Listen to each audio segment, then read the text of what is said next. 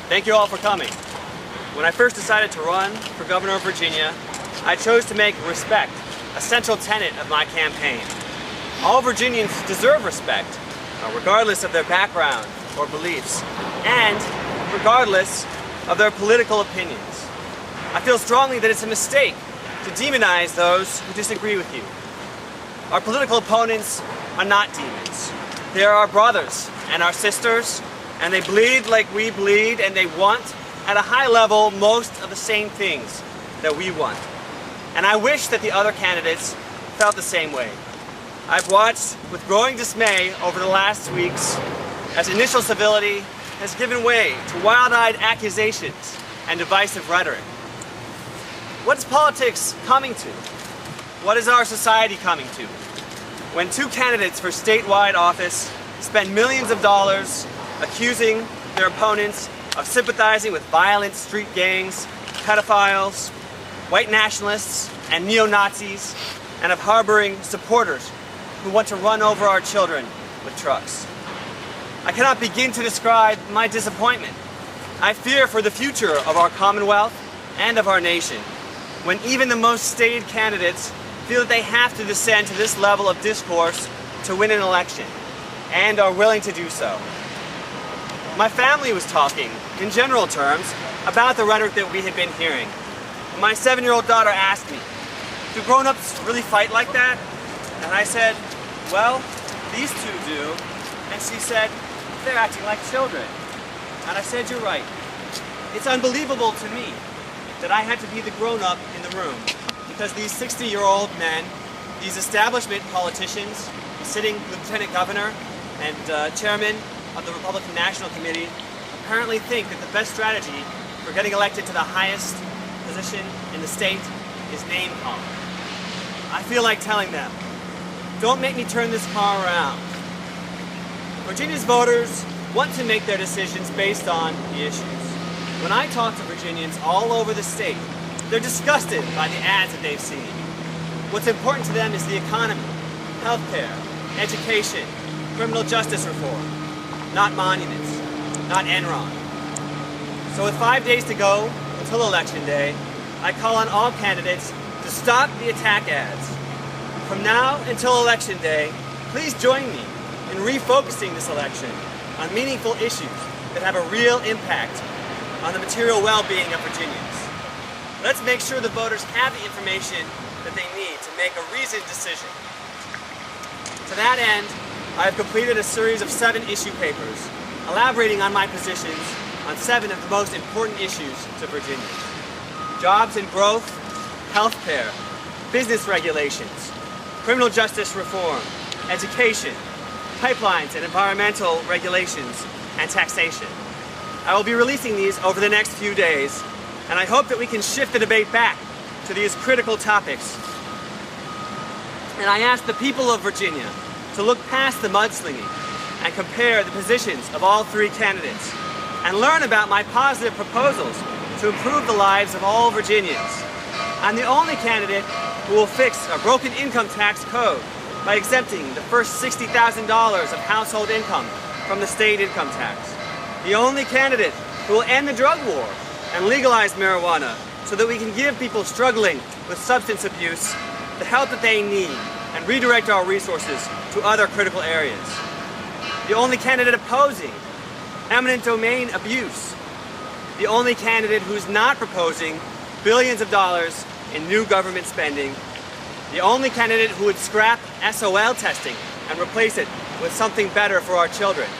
And the only candidate who emphasizes improving our tax and regulatory environment to support our local small businesses, instead of giving away millions of dollars of taxpayer money trying to lure in big corporations from out of the state. So I want all Virginians to know that there will be a 3rd candidate on your ballot on November 7th. A candidate who has a positive vision for the future of Virginia, who understands how important it is for Virginia to be both innovative and inclusive, and who truly respects all Virginians. If all the negative ads have turned you off the election, and you're thinking of staying home on Election Day, please come out and vote no to the negativity, and yes to civility and respect. Thank you. Do you think either side is more guilty of the mudslinging than the other? Or do you think they're both equally responsible? Not from what I've seen or from what I've heard. It seems like there's plenty to go around on both sides. Any concern about playing the role of spoiler in the race? Not at all. I don't think the evidence tends to show that. Overwhelmingly, I'm drawing from independents and people who might not be voting otherwise. But I think both candidates are not good candidates. I don't think they have the right plan for the future of Virginia, so I'm not concerned if it does affect the election one way or the other. Yes? Do you think the negative campaigning has any effect of persuading undecided voters to vote one way or the other? Well, I think one thing that it does is it drives people away from the election. It convinces them to stay home. It reduces voter turnout, and that's the opposite of what we want and need. We need more participation in our elections. I think, if anything, people have told me that the attack ads make it more likely that they will not vote for the person who's running those attack ads. But I'm not a political scientist. Can Virginia reconcile after all the negativity? I hope so, and that's what I'm hoping for. That's an important role that I think that I'm playing in the election. One role is to help to keep the two sides closer together, because I think increasingly as polarization increases, as there's more division, the parties feel like they can take their voters for granted because they have no other reasonable choice. So by being a centrist and a moderate, I can help people to hold their parties and the candidates that those parties are running accountable. That if they're not reflecting their interests, not keeping their promises, not acting in a responsible way, then they'll lose their votes to a more responsible candidate. What would you consider success for your campaign on Tuesday? Is there any one percentage that you're hoping to hit to really get the Libertarian message out there? Not really. I think that it'll be a success really no matter what our numbers are. I think we've been successful in keeping some of the important issues in play that otherwise wouldn't be talked about. I know I watched the debates and I heard a whole lot about Confederate statues, but I didn't hear anything, not even once in the debates, about criminal justice reform. And that's something that I think is critical here in Virginia, and many other issues, small business regulations that I've been talking about and that have received coverage, that I've gotten other people talking about that otherwise wouldn't be. So I'll be happy, with whatever percentage I get. Of course, it would be wonderful to hit 10%, which would give the Libertarian Party major party status and allow us to contest many more races and play the same role, because we wouldn't have to spend so much time and money gathering petition signatures to get on the ballot. And we can compete in many races where right now there's no choices. There's only one candidate running, especially in the local elections where one party's not able to compete, but we really can because we're more in the center, we have a more balanced platform. I want to ask you about, again, the Libertarian message. Do you think the lack of sensibility and the fact that you haven't been invited to any of the debates has anything to do with the fact that you're the only Libertarian running for a statewide seat? Why not have Libertarians run across the board and consistent? Yeah, I mean, I certainly think that it will help to build up our recognition, build up our publicity. If we continue to run good candidates for every office that we can. Of course, it's a challenge organizationally, just on fundraising and things of that nature, because we have to go to such lengths that the other parties do not have to go to get on the ballot. It costs us tens of thousands of dollars and a great, huge effort from our volunteers to get me on the ballot.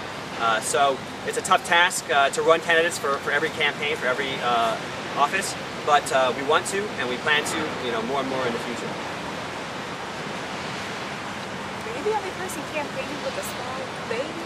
How's that been? I believe so, yes. It's been okay, we have great support. I've had great support from my family. We moved a couple of years ago to the Richmond area to be closer to my in-laws.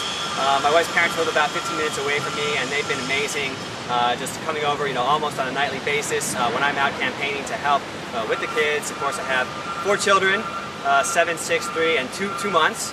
And we've been blessed. Our new daughter is very healthy and happy, so we couldn't ask for anything more. And I think the whole family is enjoying the adventure, but at the same time, we'll take a sigh of relief when it's over in a week or so.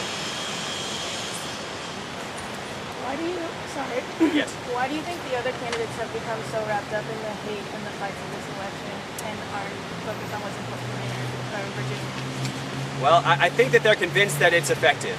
And I think that they're running, a consultant-driven campaign, and somebody along the line told them that if they wanted to win, they had to do this. and the most important thing to them is that they win. And I understand that, I feel the same way, that it's important, of course, to win. That's the way that I feel that I can do the most good for the people of Virginia, but not at any cost, because there's bigger things at stake than just this one election. I think our whole culture, our whole society has sort of been sliding in the wrong direction over the last few years, especially over the last year or two. And I think it's something that is very important if we can find some common ground to try to resist that impulse and focus on the issues.